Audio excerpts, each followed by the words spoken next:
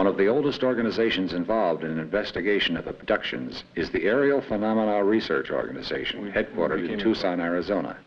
We interviewed its co-founder, Mr. Jim Lorenzen. Scientific consultant staff and investigators around the world. We collect reports from all around the world, and we analyze these reports and make some judgments as to their merit, and we accumulate a library which is available to scientists to study.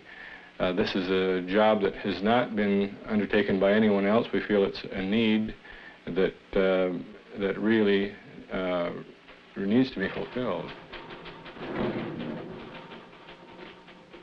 Travis Walton was in the National Forest in central Arizona in company of 6 other people.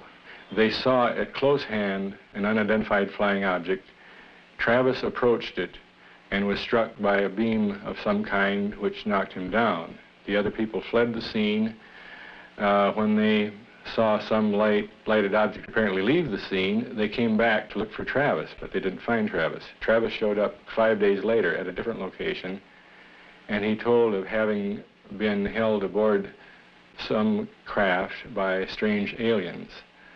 That's the essence of the story.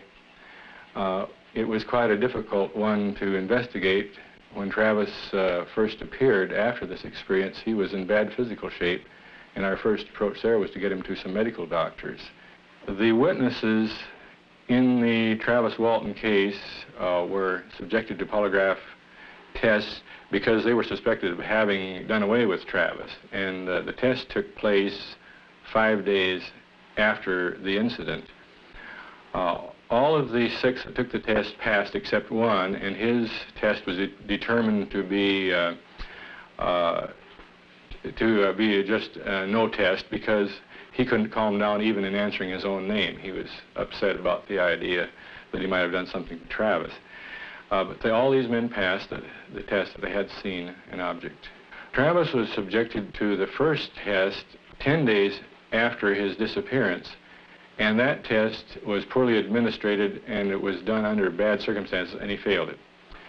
We went back testing under the ideal conditions, and he passed, and he has since then passed additional tests, and he has passed the PSE test administered by the inventor of the machine. The PSE test determines stress in the voice, the assumption being that a person lying will show stress in the same way that polygraph picks up stress. Now, we use this quite often when we have just single witness testimony and we have it on tape, because all we need is the tape.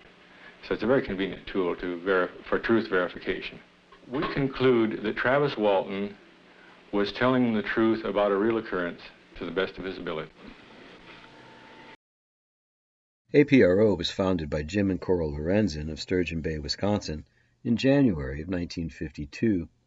After 1960, the organization was headquartered in Tucson, with atmospheric physicist Dr. James E. McDonald frequently serving as a consultant.